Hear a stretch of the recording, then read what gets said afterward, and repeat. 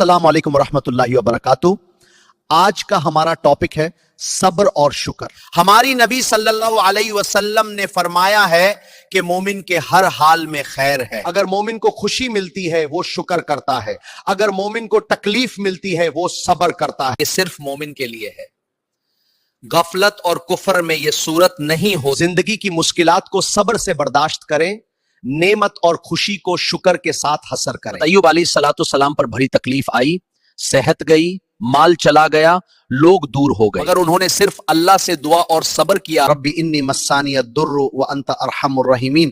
پھر اللہ نے ان کے صبر کا اجر دیا۔ ہر حال میں اللہ کا ذکر کرو، یہ تین چیزیں مومن کو کامیاب اور اللہ کے قریب بناتی ہیں۔ میرے پیارے اللہ، ہمیں صبر کرنے والوں میں شامل فرما اور شکر گزاروں میں شامل فرما۔ ہمیں ہر اس کام کی توفیق دے جو تو پسند کرتا ہے اور جس میں تو رضا مند ہو۔ ہمارے گناہ معاف فرما اور ہمارے دلوں کو اپنے ذکر سے سکون عطا فرما۔ آمین یا رب العالمین۔